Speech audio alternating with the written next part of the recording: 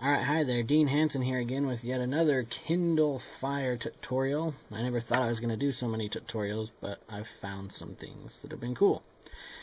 This is about getting the Opera web browser on your Kindle Fire so that you have a little bit faster web browser than Silk, and you have more screen real estate in landscape mode than Silk, and I'll show you what I mean by that. So with the Silk browser, you have this bar here. You cannot get that to go away, no matter what you do. That'll take up a 1/4 inch of your screen real estate, no matter what. You also have this bar across the top that takes up a lot of real estate, so you end up not having a whole lot of screen real estate in the browser.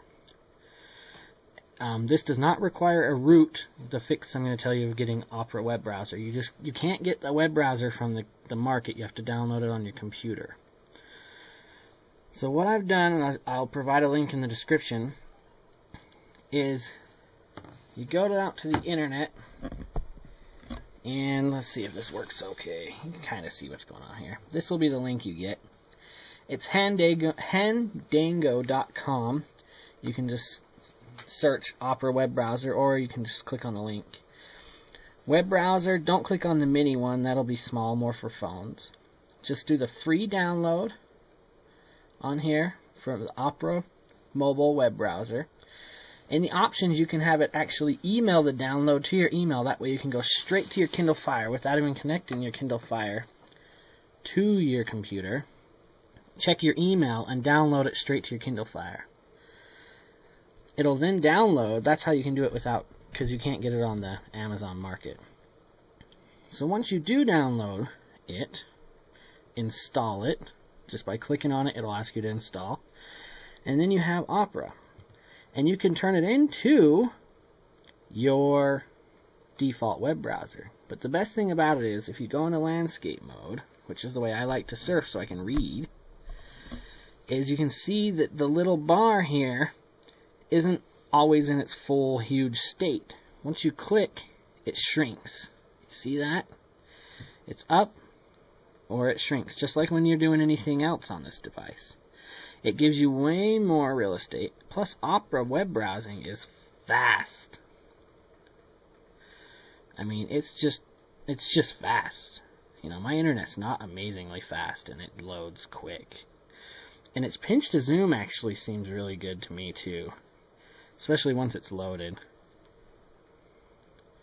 It's kind of jittery for right now, but it usually works pretty good. And you can do all the same settings you would want if you want to make it so that the if you have your flash set it on demand, you can do that in here as well. That way it doesn't load all the flash and slow it down, but you can still load it if you want it, which you cannot do on the iPad too.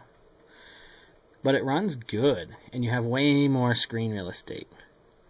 But before you start getting mad at me, in order to get that status bar to do that, you have to go to the settings.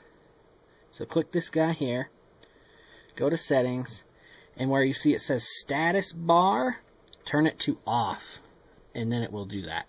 If status bar is on, then it will lock full like that, just like on your other web browser, on the Silk browser. It won't help you at all.